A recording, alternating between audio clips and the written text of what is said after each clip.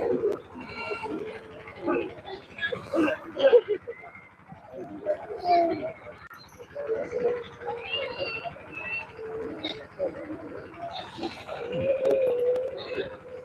प्यारी साथ संगत, बहुत सुंदर समय है। आज सत्संग की इस पावन घड़ी पर हम अपने बहुत सारे काम, बहुत सारी संसार की चीजें पीछे छोड़ करके परमात्मा के सच्चे स्वरूप को समझने जानने के लिए आज इस घड़ी में यहाँ अपना समय देकर आए हैं। गोस्वामी जी ने कहा है, सोई घड़ी सुलक्षणी जब साहब आवे याद, लेखे में सोई घड़ी बाकी दिन बर्बाद। हमारे जीवन में जब हमारे जीवन के पूरे जीवन का खाका देखा जाएगा तो सारा समय जो हमने संसार में लेने देने में लगाया है, दुनिया के काम काज, धन दौलत, दुनिया की वस्तुओं के लिए चिंता करते हुए गुजारा है, वो सब बर्बाद जाने वाला है। एक एक क्षण जो हमने संसार की चिंताओं में गुजारा है उसका कोई मोल नहीं बनेगा। गोस्वामी जी कह रहे हैं, सिर्फ ये क्षण आपके खाते में, आपके लेखे में लिखा जाएगा। वो क्षण, वो समय, वो घड़ी जो आपने दुनिया के कामों से बचा करके उस मालिक की याद में लगा दी है। हुजूर कहा करते थे, महाराज जी के जन्म दिवस का पावन महीना चल रहा है। हुजूर कृपाल सिंह जी महाराज जब संसार में आध्यात्म की, धर्म की समझ देने के लिए संसार में सबके सामने अवतरित हुए आए, तो उन्होंने बड़ा जोर दिया कि कैसे हम अपने जीवन को जीते जी सार्थक करें। मरने के बाद मोक्ष का दिलासा दुनिया देती है, पर जीते जी मोक्ष कैसे पाया जाता है, जीते जी मुक्त कैसे हुआ जाता है, वो आचरण हमारे जीवन का सार हो। तो महाराज जी कहा करते थे, हमारे और आपके जीवन में ऐसा समय, ऐसा क्षण मिलना जिसमें हमें उस मालिक की याद आए, उसका ध्यान रहे और हम ये समझें कि हमारा जीवन क्यों हमें मिला है। हमें प्रेम भक्ति से, याद से, ध्यान ऐसे महापुरुषों के साथ जोड़ लेने से अपने जीवन को जीना है। हुजूर कहा करते थे, धर्म के बहुत सारे स्वरूप हैं संसार में, पर जो सबसे सरल, सबसे आसान वाला रास्ता है वो है संतों महापुरुषों का सानिध्य, उनका साथ, प्रेम से उनकी याद में जुड़ करके जीवन में उनके आचरण को बना लेना। संतों महापुरुषों के साथ जुड़ने का जो आदर्श है वो उनके जीवन को अपना लेने से है। महाराज जी एक बात बड़ा जोर देकर कहा करते थे, जो मैं आज आपके सामने रखना चाहता हूं। अगर आप किसी से प्रेम करते हैं तो आप उसकी तरह बनना चाहते हैं। वो कैसा कपड़े पहनता है, वो क्या खाता है, क्या पहनता है, क्या पीता है, ये स्वाभाविक है। अगर आप घर में किसी से प्रेम करते हो तो उसी की तरह खान पीन बना लोगे, उसी की तरह जीवन बनाने लग जाओगे। अगर आप संसार में किसी को प्रेम करते हो तो वो गुण अपने आप जीवन में ले आओगे। ये प्रेम की सीधी परिकाष्ठा है। जहां मन लग जाता है, जहां ध्यान लगता है, वो ही जीवन हमारा जीवन बना लेता है। इसलिए संतों ने प्रेम भक्ति को महापुरुषों के जीवन सानिध्य को जीवन का आधार माना है। का कामी का गुरु कामनी, लोभी का गुरु दान, कबीरा का गुरु संत है, नित्य जपावे नाम। अगर किसी संसार के भोगी इंसान की संगत हो जाए तो हमारे अंदर वही विचार, वही ख्याल, वही कारण उत्पन्न होने लग जाएंगे। कोई आदमी है जो हर वक्त सोच रहा है कि मुझे ज्यादा संसार की भौतिकता मिले, धन दौलत मिले, जमीन बने, वो तमाम चीजें कमाने के लिए आपको कुछ भी नहीं करना है, किसी ऐसे भोगी इंसान के साथ बैठने लग जाना है जो खुद संसार में रमा हुआ है। उसकी संगत करोगे तो आपके अंदर वो भोग पैदा होने लग जाएंगे। हुजूर कहते हैं कामी के साथ बैठोगे काम उपजेगा, क्रोधी के साथ बैठोगे क्रोध उपजेगा, शराबी के साथ बैठोगे शराब पीने का भाव उपजेगा, नशे करने वाले के साथ बैठोगे नशा उपजेगा। पर अगर आपने किसी प्रभु प्राप्त योगी के सानिध्य में अपना जीवन जोड़ लिया है, सिर्फ उनके नजदीक आप बैठने लगे हो, सिर्फ उनका सानिध्य मिल गया है, सिर्फ उनकी तरफ नजर है, तो आपके जीवन में उस प्रभु के लिए प्रेम उपजने लग जाता है। आपको समझ में आता है जीवन आदर्श संसार की वस्तुएं नहीं है, हमारे अंदर बैठा वो प्रभु प्रीतम है जो हमारे जीवन का सार तत्व है। और उस प्रेम को पाने के लिए हुजूर कहा करते थे, संत संसार में समय समय पर जीवन काल में आते हैं, बार बार आकर के अपना सानिध्य देते हैं। उनके सानिध्य का सबसे बड़ा असर यह है कि वो हमारे जीवन में कुछ बदलाव लाना चाहते हैं। कहा कब शबरी चौका किया, कब हरि पूछी जात, प्रीत पाचली जानकर फल खाए रघुनाथ। कोई अगर ये कहे कि मैं बहुत योग्य हूं, मैं तो ये कर लेता हूं, वो कर लेता हूं, इसलिए मुझे यहां रखा गया है, तो ये बड़ी भारी भूल है। दुनिया में कोई भी इस मन माया के जगत में, विषय भोगों से भरे संसार में ये कल्पना तक नहीं कर सकता कि वो उस परमात्मा के अनुरूप अपना जीवन सिर्फ ऐसे ही बना लेगा। आप चाहे भी तो भी ऐसा जीवन नहीं बना सकते। जब संत आते हैं, दया करके सबसे पहले अपना सानिध्य देते हैं। और कबीर साहब कह रहे हैं, वो प्रभु जब आप पर दया करता है, जब आपको सत्संग से जोड़ता है, जब आपके नजदीक आने का साधन बनता है, जब सेवा के अवसर देता है, तो वो हमारे मन में परिवर्तन कर देना चाहता है। वो हमें इस चीज का विवेक दे देना चाहता है कि जीवन में सच्ची वस्तु क्या है, कौन सी चीज ऐसी है जो आपको जीवन में सुख की तरफ ले जाएगी, कौन सी चीज ऐसी है जो आपको अंदर से संतुष्ट करेगी, जो आपको अंदर से उस प्रभु का शुक्राना अदा करना सिखाएगी।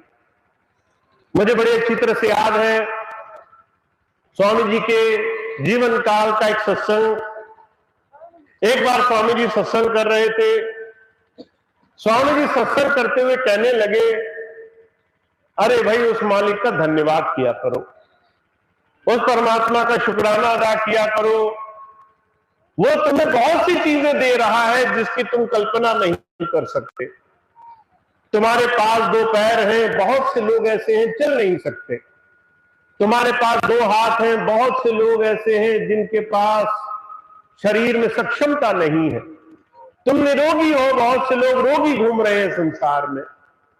तुम शरीर से उत्तम हो, परिवार से उत्तम हो, हर तरह की आज जो सुविधाएं हैं, अनगिनत लोग ऐसे हैं संसार में जिनके पास ये नहीं है। हमें अपने जीवन में जो मिला है और जो नहीं मिला, उसमें हम कौन सी चीज पर ध्यान देते हैं, इससे गुरु की दृष्टि, उसकी महानता जीवन में समझ में आती है। स्वामी जी अक्सर एक मिसाल फरमाया करते थे एक गिलास है, आधा भरा है पानी से, देखने वाले के नजरिए से फर्क पड़ता है वो क्या देखता है। एक ने आधा गिलास देखा जो खाली था, कहने लगा देने वाले ने कंजूसी करी, पूरा गिलास भरकर भी नहीं दिया, कम से कम पूरा गिलास भरकर पानी देता। मन में सिर्फ दुख ही दुख समा गया कि आधा ही गिलास पानी मिला, पूरा गिलास भी नहीं मिला। दूसरा आदमी जिसने सिर्फ आधा भरा गिलास देखा, शुक्र मनाया, चलो प्यास तो बुझेगी, सरल तख्ती तो आएगी, सुख तो मिलेगा। उसने पानी पिया, तृप्त हुआ, संतोष में आया और शुक्राना बख्शा, हे मालिक इतना भी नहीं मिलता तो मैं किससे जाकर कहता। तो स्वामी जी सत्संग में कहने लगे कि भाई तुम्हें गुरु बहुत कुछ दे रहा है, शुक्राना अदा करना सीखो। तो एक छोटा बच्चा था, जवान था, स्वामी जी से बाद में मिलने गया। अब संयोग था मैं उस वक्त पास ही बैठा था, मैंने उसकी बात सुनी। कहने लगा स्वामी जी किस बात का शुक्राना अदा करें, हम पढ़ाई करते हैं पास नहीं होते, सोचते हैं नंबर मिल जाए, नंबर नहीं आते, सोचते हैं ये काम बन जाए, वो काम बन जाए, वो सारे काम हमारे जीवन में नहीं बनते। स्वामी जी उसको कहने लगे भाई नजरिया अगर आपका उस जगह हो जहां कुछ नहीं मिला तो जीवन में कुछ भी पर्याप्त नहीं है। अगर आप राजा महाराजा बन जाओ तो भी आपको पर्याप्त नहीं है। हमें आज अगर दृष्टिकोण बदलना आ गया, जो है उसके लिए शुक्राना बख्शो, उसके बाद जो नहीं है वो भी मिलने लग जाएगा। जो आज पर्याप्त है उसके लिए उस मालिक का धन्यवादी बनो। ये नजर कब आती है हमें अपने जीवन में, उस परमात्मा की दया कब दिखाई देती है, जब उसका सानिध्य मिलता है, जब उसका संग साथ मिलता है, दृष्टि बदलती है, जब समझ में आता है जीवन में उस परमात्मा की दया भरपूर है। बस हमारी नजर अभी नहीं बनी कि हम उस दया मेहर को देखें, जाने, अपने जीवन में उस मालिक का शुक्राना अदा करें। तो जो कहा करते थे हमें एक बात समझनी बहुत जरूरी है, संत कभी अच्छा बुरा, किसी का दोष, किसी की बुराई, किसी की जीवन में तमाम खराबियां देख करके उससे प्रेम नहीं करता। हमें लगता होगा कि हम अगर गुरु के सानिध्य में गए तो हमें गुरु के सानिध्य से मिलेगा कैसे कुछ, हमने ये नहीं किया, हमने वो नहीं किया। महाराज जी के जीवन की घटना आती है, एक भाई गए उनके पास, महाराज जी का सत्संग हुआ भारत से बाहर। सत्संग सुनकर के मन में बड़ी दृढ़ भावना पैदा हुई। महाराज जी के पास गए, कहने लगे महाराज जी मेरे पास बहुत अकूत संपत्ति है, आप सारी संपत्ति ले लो, नाम ले लो, नाम मुझे दे दो। महाराज जी कहने लगे नाम पैसे से नहीं खरीदा जा सकता, नाम के लिए तो पात्रता होगी तभी मिलेगा। नाम वो धारा है जो आपको आपके जीवन की अनुकूल स्थिति देखकर ही जीवन में पनपेगा, तभी उसमें प्रभाव पैदा होगा। उसने अगले दिन गया, हाथ जोड़े, कहने लगा महाराज जी मैं बड़ा पापी हूं, मुझे आप बख्शो, नाम दो। महाराज जी ने उस दिन उसे नाम दिया और नाम देने के बाद एक बात समझाई जो मैं आप सबके दिल में घर करना चाहता हूं। गुरु कभी ये नहीं देखता कि हम कैसे हैं, अगर वो ये देखने लग जाए कि हमने जीवन में क्या किया, अगर वो ये देखने लग जाए कि कपड़ा कितना मैला है, उसकी मैल देखकर मैं निर्णय करूंगा कि मैं इसको धोऊंगा या नहीं धोऊंगा, तो धोबी होने का उसका प्रारूप, उसका कोई औचित्य सिद्ध नहीं होता। इसलिए हुजूर कहा करते थे कि वो पिछले जन्मों की प्रीत देख करके, करुण पुकार देख करके वो जीवों पर दया करता है, और जब दया करता है तो वो हमें दया के कारण अपना सानिध्य देता है, अपने साथ जोड़ता है। कभी सत्संग में लगाता है, कभी सेवा में लगाता है, कभी तरह तरह से पास बुलाता है, कभी कहता है ये करो, कभी कहता है वो करो। हर तरह की चीजों में देख करके हमें लगता है इन चीजों का कोई मतलब नहीं बना, पर संत इन तमाम चीजों से हमें हमारे नजरिए, हमारे दृष्टिकोण, हमारे मन को बदलना चाहता है। हमारा मन जो अभी काम वासनाओं की तरफ है, दुनिया की दौलतों की तरफ है, चिंताओं में लगा है। शहंशाह जी महाराज कहा करते थे, अगर आपको गुरु की सोबत मिल गई है, संगत मिल गई है, तो उसका एक परिवर्तन, एक प्रभाव जीवन में होना चाहिए। और वह प्रभाव आप देख सकते हो। जैसे आप किसी गंदे कपड़े को धोबी के पास ले जाओ, धोबी ने कपड़ा धोया नहीं धोया ये देखना आसान है, कपड़े में सफेदी आ जाएगी।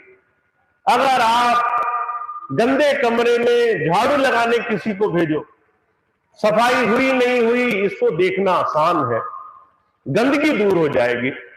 हुजूर कहा करते थे, ऐसे ही हमारे अंदर हम गुरु के पास गए, जीवन में बदलाव आया नहीं आया, इसकी एक बड़ी आसान सी परख शहंशाह जी महाराज कह रहे हैं। कहते, चाह गई चिंता गई मनवा बेपरवाह, जिसको कुछ नहीं चाहिए सो शाहन को शाह। हम गुरु जी के पास बहुत समय से हैं, हमारा जीवन बदला नहीं बदला, इसकी एक परख है। कहते, तुम्हारे अंदर से चिंताएं कम होनी चाहिए। अगर तुम समर्थ को मान रहे हो, अगर तुम कहते हो गुरु जी तो सब कुछ है, वो तो भगवान है, परमात्मा है, कई बार हम ऐसी बातें बोलते हैं। एक तरफ कहते हैं कि गुरु भगवान है, दूसरी बार अगले ही क्षण हम चिंताओं में फंसे हुए पाए जाते हैं। हम कहते पता नहीं शरीर ठीक होगा कि नहीं होगा, बीमारी ठीक होगी कि नहीं होगी, हमारा भविष्य सुधरेगा नहीं सुधरेगा, बच्चे पढ़ लिख जाएंगे कि नहीं लग जाएंगे। और जो कहा करते थे, इन चिंताओं के रहते हम चिंतन करने में नाकामयाब हैं, चिंतन से दूर है। तो शहंशाह जी महाराज कह रहे हैं, ये आपके लिए एक साधारण सी परखी है। जैसे हर रोज सुबह उठते हो, आईने में शक्ल देखते हो, अगर उस पर धूल लगी होगी तो अपनी शक्ल नहीं दिखाई देगी, तो झट से कपड़ा ले करके आईना साफ कर लेते हो। कहते ऐसे ही अगर रोज अपने मन की चिंताएं देखो तो समझ लो कि इन चिंताओं को गुरु चरणों में जोड़ना जरूरी है, समर्पित करना जरूरी है। आज से ही शुरू करो कि हमने आप पर भरोसा जमा लिया, अब जो भी होगा, अगर जीवन में आगे का रास्ता बनेगा तो आपकी कृपा है, और अगर जीवन में वो रास्ता मेरे अनुरूप नहीं बनेगा जैसा मैं चाहता हूं, तो भी वो आपकी रजा है, तो भी कहीं ना कहीं उसकी आपकी मौज है। तो हुजूर कहा करते थे, ये पूरा जीवन चक्र कि हमारा मन बदले, हमारा स्वभाव बदले, हमारा आचरण बदले, हमारा दृष्टिकोण बदले, हम अपने जीवन में अपने हर रोज जीवन जीने का तरीका बदल लें, चिंताओं की बजाय चिंतन करें, हम जो है संसार की चाह की बजाय उस परमात्मा के ख्याल को अपने जीवन का आधार बना ले, जो है उसे पर्याप्त माने, जो भगवान जो प्रभु दे चुका है उसको उसके लिए धन्यवाद करें, बजाय जो नहीं मिला उसके लिए हमेशा चिंता करें। ये पूरा दृष्टिकोण हुजूर कहा करते थे गुरु की सोबत हमें देती है। तो हम बहुत भाग्यशाली हैं, हमें बहुत साथ मिला है संतों का। बहुत से भाई बहन ऐसे हैं, स्वामी जी के जीवन काल में बहुत उनकी सेवा करी। बहुत से भाई ऐसे हैं जिन्होंने महाराज जी के साथ समय गुजारा। बहुत से भाई ऐसे हैं नए नामदानी बन रहे हैं। पर मैं बार बार एक चीज पर जोर देता हूं, अगर गुरु को सिर्फ शरीर मान लोगे तो आपका मन नहीं बदलेगा, और अगर गुरु को हाजिर नाजिर समर्थ मानते हो कि वो हर जगह मौजूद है, सर्वव्यापी है, सर्वज्ञानी है, सर्वत्र है, सारी चीजों का वो मालिक है, अगर ऐसा भाव बनाकर उसके पास जाते हो। स्वामी जी अक्सर एक बात कहा करते थे, गुरु बसे बनारसी सिख साथ समुंदर तीर, एक पल कभी न बीछड़े जो गुण होए शरीर। गुरु अगर बहुत दूर काशी में बैठा हो, तुम इस भारत से भी बहुत दूर साथ समुंदर पार कहीं और बसे हो, और तुम्हें मिलने का एक क्षण मौका ना मिले जीवन काल में, पर अगर मन में प्रेम भाव है, याद है, ध्यान उनकी तरफ जुड़ा रहता है, तो तुम उनके सबसे ज्यादा नजदीक हो। और वहीं दूसरा कोई उनके चरणों में रोज बैठा है और उनकी तरफ ध्यान नहीं है, तो जो कहा करते थे वो पास बैठा हुआ भी उनसे कोसों दूर है। तो जब जब संत आए उन्होंने शरीर को गुरु नहीं माना, उन्होंने शरीर को कुछ नहीं माना, कहा ये तो माध्यम है, आज ये है कल कुछ और होगा, और अंदर की जो गुरु धारा है, जो प्रभु धारा है, वो सच्चे सदगुरु की पहचान है। तो हमें अपने जीवन में ऐसा जीवन बनाना है, हमें ऐसा सानिध्य बनाना है, हमें ऐसी प्रेम भक्ति बनानी है, ऐसी गुरु की याद हर रोज बनानी है जिससे हम अंदर गुरु धारा से जुड़ सके, अंदर गुरु धारा से जुड़कर जीवन में उसकी दया मेहर को महसूस कर सके। कई बार मैं बहुत से भाई बहनों को देखता हूं, मुझे स्वामी जी के जीवन की घटना याद आती है। स्वामी जी पहले विदेश जाया करते थे 6-6 महीने के लिए। एक बार स्वामी जी विदेश जाने लगे, सत्संग में कहने लगे, भाई मैं सत्संग करके विदेश जाता हूं, अगर किसी को कुछ कहना हो, कोई बात हो, तो मुझे चिट्ठी लिख दिया करे, मेरी याद करके चिट्ठी लिख दिया करे, उसके काम बन जाएंगे। तो एक बेढब चौधरी साहब थे, कहने लगे, स्वामी जी आप तो चले जाओगे विदेश, चिट्ठी पहुंचने में महीनों लगेंगे, हम परेशानी में पड़े रहेंगे, यहाँ चीखते चिल्लाते रहेंगे, आपको पता भी नहीं चलेगा। स्वामी जी ने बात सुनी, स्वामी जी बड़े हंसे। स्वामी जी कहने लगे, भाई तुम गुरु को शरीर मानते हो, गुरु शरीर नहीं है, गुरु वो ताकत है जब तुम कलम उठा करके अपने दिल का मजमून लिखने की कोशिश करते हो तो वो तुम्हारे मजमून हल करने में लगा होता है, वो तुम्हारी समस्याओं का समाधान ढूंढने में लगा होता है। तो जो कहा करते थे, हम उस प्रभु शक्ति, हम उस गुरु पावर को अपने जीवन में उतारने के लिए संतों की सोबत में आए हैं। तो हुजूर कहा करते थे, ये आचरण ही हमारे जीवन का आधार है। धर्म न धर्म पुस्तकों में है, न धर्म आचरण, न धर्म स्थानों में है, धर्म आचरण है। धर्म उस प्रभु को देखना है, उसको पाना है, उससे जुड़ जाना है। तो इसीलिए सभी महापुरुषों ने जोर दिया है कि अपने जीवन काल में कुछ ऐसा नियम बनाया करो। आपके पास 24 घंटे हैं, बस इतना ही समय है आपके पास। अगर आप कहो कि मेरे पास कल का भी दिन है, तो तभी आएगा जब आज का बर्बाद कर बैठोगे। आज का खत्म होने से पहले कल का दिन हाथ नहीं आएगा। तो या तो आज का संभाल लो, या फिर कल की आशा में पहले आज का बर्बाद कर लो। तो स्वामी जी कह रहे हैं, तुम्हारे पास सिर्फ 24 घंटे का समय है, और इस 24 घंटे में जो तुमने कर लिया बस वही तुम्हारे हाथ में है। अगर तुमने आज नहीं किया, कल पर टाल दिया, तो समझ लो आज का तुम्हारे हाथ से निकल गया। अगर कल का भी टाल दिया तो समझ लो वो भी तुम्हारे हाथ से निकल गया। और मैं इस बात को आपको बताना चाहता हूं, मन इतना बेढब है, आपको लगता होगा हम बड़े सटीक इस मन को काबू में कर लेंगे, पर ये मन आपको एक एक कण कण करके आपके समय की बर्बादी कराने में लगा है। आपको लगता होगा कहां समय बर्बाद है, हमारे तो काबू में है, और आपको पता नहीं चलेगा कब बचपन से जवानी आ जाएगी, जवानी से बुढ़ापा आ जाएगा, बुढ़ापे से जाने का समय आ जाएगा, और आपको ये जीवन हाथ से फिसलता दिखाई देगा। मुझे राजस्थान की घटना याद है। मैं भी 1-1.5 साल पहले जब सत्संग में एक बार कहने लगा कि भाई हर रोज कम से कम 5 मिनट तो जरूर बैठना चाहिए, तो लोगों को बड़ा अच्छा लगा। 5 मिनट तो कोई ज्यादा नहीं होता है, 5 मिनट तो ऐसे ही हम निकाल सकते हैं। जब देखो 5 मिनट भजन कर लेंगे, 5 मिनट बहुत आसान काम है। एक भाई ने संकल्प ले लिया, 5 मिनट रोज भजन करूंगा।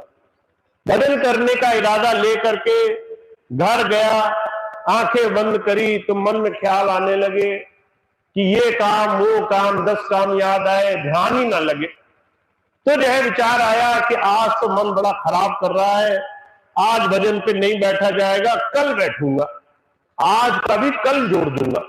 5 मिनट आज का, 5 मिनट कल का, 10 मिनट मुश्किल नहीं होगा। ये सोच के एक दिन टाल दिया उसने।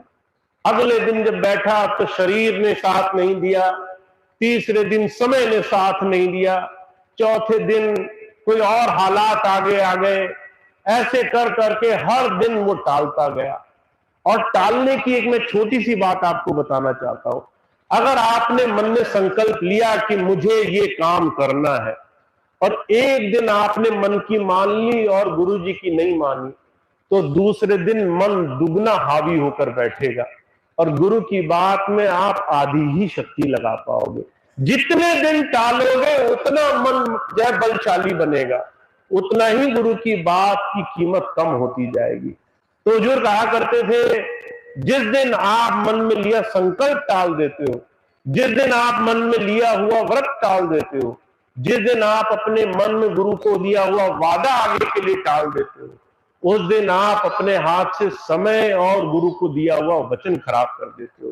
तो जब संत आते हैं, कहते ये एक छोटी ही चीज तो हमारे पास है, समय, जिससे हम अपने जीवन को बना सकते हैं। उस समय की महानता ये है कि इसे अपने गुरु की याद में लगाओ, सानिध्य में लगाओ, सत्संग में लगाओ, सेवा में लगाओ। जिस तरह के प्रयोजन से गुरु जी के आसपास नजदीक रहने के मौके मिले। कई बार मैं ऐसे प्रेमी सत्संगी भाई बहनों को देखता हूं, मुझे बड़ा गर्व होता है। वो घर से निकलते हैं कि भैया जी का सत्संग शुरू होने वाला है महीने में, पहले दिन सेवा पे आते हैं, सेवा खत्म नहीं होने को होती है, दूसरे दिन वाली सेवा पे निकल जाते हैं, घर भी नहीं लौटते। 2 दिन, 4 दिन, 10 दिन, जितने दिन सत्संग चलता है वो सेवा में ही रहते हैं। ऐसे भाई बहन जो अपना सर्वस्व गुरु की याद में लगाकर निकल रहे हैं, प्रेम भाव से सेवा कर रहे हैं, हम उनसे कहीं पीछे ना रह जाएं, कहीं उनके साथ हम इस सच्ची भक्ति के साधन में सिर्फ टालते टालते बहुत पीछे ना रह जाएं, इस बात का बड़ा ध्यान रखना है। तो जो कहा करते थे, हम बहुत भाग्यशाली हैं, हमें उतना ही समय मिला है जितना किसी और प्रेमी को मिला है। बस फर्क इतना है, कोई उसको बना रहा है, कोई उस समय को बिगाड़ रहा है। आपकी गिनती किधर होगी, ये आपका मन, आपका विचार, आपका गुरु से प्रेम, लगन, भावना तय करेगी। अगर मन में ये जिद पकड़ ली है, हुजूर कहा करते थे, हनुमान जी के बारे में बात मशहूर है, जब भी उनसे कहा जाता था तो वो कहा करते थे, राम काज कीने बिना मोय नहीं विश्राम। मैं तो पहले भगवान का काम कर लूं, फिर आराम करके देखूंगा। आराम है ही नहीं मेरे जीवन में, पहले भगवान का काम फिर आराम। ऐसी भावना से वो भक्ति में लगे थे, जहां देखो उन्हें राम ही चाहिए था। तो जो कहा करते थे, हमारे मन में ऐसी प्रेम भक्ति बने, हम घर में रहे तो सिमरन करें, हम रसोई में रहे तो सिमरन करें, हम खाली बैठे हो तो सिमरन करें, हम चलते फिरते हो तो सिमरन करें, हम समय न बर्बाद जाने दें। क्योंकि अगर आपने समय पर जो है अंकुश नहीं रखा है, कमान नहीं रखी है, तो ये समय हाथ से रेत की तरह फिसल जाएगा और आप बाद में यही कहोगे कि गुरुजी ने समय तो बहुत दिया था, पर जो है इधर उधर के कामों में खर्च हो गया, हमने सही जगह लगाया नहीं। तो इसके लिए संकल्प साधो, ये ऐसे नहीं बन पाएगा। आखिरी बात कहता हूं, इसके लिए आप संकल्प बनाओ, व्रत बनाओ, मन में एक बात ठान लो कि मैंने ये काम करना है। और संकल्प के बारे में एक बड़ी खास बात है, अगर आप संकल्प ले लोगे तो आप उसको पूरा करने के लिए कुछ भी करोगे, ऐसा मेरा विश्वास है।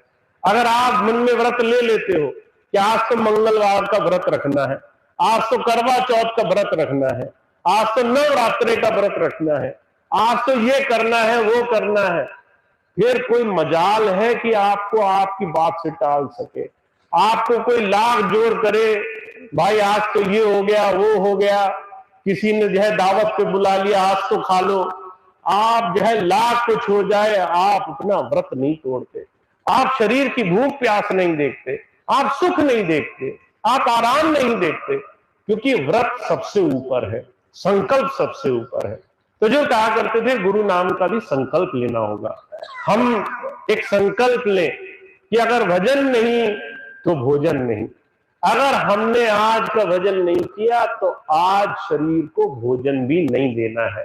मैं आपको एक बात बताऊं, एक दिन नहीं खाओगे कुछ नहीं होगा, पर एक दिन अगर भजन नहीं करोगे तो बहुत बड़ी चीज हाथ से निकल जाएगी। तो आप मन में एक संकल्प साध लो कि पहले मुझे अपने शरीर को, पहले आत्मा को भोजन देना है, फिर शरीर को भोजन देना है। और महाराज जी एक बात कहा करते थे, एक दिन भूखे रह सकते हो, 2 दिन भूखे रह सकते हो, चौथे दिन तो शरीर जरूर जोर मारेगा कि भाई खाना दो शरीर को, शरीर में शक्ति नहीं रही। उस दिन ये संकल्प काम आएगा, उस दिन आप इस मन को हरा पाओगे। उस दिन के बाद ये मन कभी हंसी नहीं करेगा, आपकी बात मानेगा, आपसे अपनी बात नहीं मनवाएगा। तो हमें ऐसा संकल्प लेना है, ऐसी दृढ़ भक्ति से यह भक्ति करनी है। तो आप बहुत प्रेमी जीव हो, आपको अपने जीवन में बड़े प्रेम भाव भक्ति से गुरु नाम को कमाना है, ताकि आपके जीवन में हर जगह गुरु और उसकी दया मेहर आपको जीवन में होती हुई दिखाई दे। कबीर साहब कहा करते थे, जिस दिन ऐसा काम हमने कर लिया, कहा कबीरा मन निर्मल भया जैसे गंगा नी, पीछे पीछे हरि फिरे कहत कबीर कबीर। जिस दिन ऐसा काम कर लिया, उस दिन भगवान तुम्हारे पीछे पीछे दौड़ेगा। तुम सोचोगे मेरा ये काम नहीं बनता, और बनने से पहले, सोचने से पहले काम हुआ रहा करेंगे। तुमने मन में विचार किया और तुम्हारे काम बने रहेंगे। तुमने मन में भाव लाया और वो काम बने रहा करेंगे। तो ऐसी भक्ति कमानी है जहां संसार नहीं, वो प्रभु हमारा गुलाम हो जाए, वो प्रभु हमारा दास बन जाए, वो हमारे काम करने के लिए बाध्य हो जाए। और इसी बात को गुरु सिखाने आया है। तो आप और हम बहुत भाग्यशाली हैं, ऐसा सुंदर समय, ऐसे जीवन में नाम कमाने का अवसर मिला है। बस 2-3 चीजों का ध्यान रखिए, समय बर्बाद मत होने दीजिए। चलते फिरते उठते बैठते जहां भी मौका मिले सिमरन और ध्यान कर लिया कीजिए। 5-5 मिनट भी करोगे तो खूब हो जाएगा, इधर उधर समय बचाकर भी करते रहोगे तो खूब हो जाएगा, चलते फिरते भी सिमरन करोगे तो भी खूब अच्छा हो जाएगा। पर अगर सोचोगे कि मैं तो एक बार में 10 ही घंटे बैठूंगा, तो इस जीवन काल में वो दिन नहीं देखने को मिलेगा। तो अपने आप को धीरे धीरे इस गुरु नाम में लगाइए, धीरे धीरे गुरु की तरफ जोड़िए। दूसरी बात का ध्यान रखो कि बिना संकल्प के काम नहीं होगा। अगर आप सोचते हो कि मैं तो आज कर ही लूंगा, तो ये मन बैठा है इसी बात में कि कैसे इस बात को टाला जाए। तो संकल्प साध करके बैठो कि मैंने हर रोज इस काम को करना है। और तीसरी चीज, अपने बाहरी आचरण व्यवहार पर भी ध्यान दो। बहुत कुछ दे रहा है परमात्मा, पहले उसका शुक्राना अदा करना शुरू करो। उसने जो कुछ दिया है पहले उसके लिए धन्यवादी होने लग जाओ। उसने प्राण दिए, सांसें दी, शरीर दिया, परिवार दिया, अच्छा जीवन दिया, रिश्ते नातेदार दिए, कुछ तो अच्छा दिया होगा। जो अच्छा दिया उसके लिए धन्यवाद करना शुरू करो, और तुम्हारे जीवन में सारे काम आसानी से बनने लग जाएंगे। तो थोड़ा जीवन बदलना है, थोड़ा अपना नजरिया बदलना है, गुरु के सानिध्य से बैठकर इस प्रेम भक्ति से जुड़ने में थोड़ा समय लगाना है, ताकि जीवन में गुरु की दया का असर दिखाई दे। तो इतनी बात कह के आज मैं अपनी बात समाप्त करूंगा। आप सभी भाई बहनों का बहुत बहुत धन्यवाद है, आप इतने प्रेम भाव से यहाँ मौजूद हैं। आज सत्संग के इस बड़े सुंदर अवसर पर बहुत प्रेमी भाई बहनों से मिलने का अवसर मिला। अभी बीच में आते आते कुछ भाई बहनों के यहाँ जाने का अवसर मिला। हालांकि 2 भाइयों को बोला था, 10 भाई जबरदस्ती अपने घर ले गए। दूसरे लोगों की नाराजगी भी झेलनी पड़ गई कि हमारे यहाँ नहीं आए, हमारे यहाँ नहीं आए। पर फिर भी आपका प्रेम भाव वो इतना सुंदर, इतना आज अच्छा देखने को मिला, उसके लिए बहुत बहुत धन्यवाद आप सभी भाई बहनों का।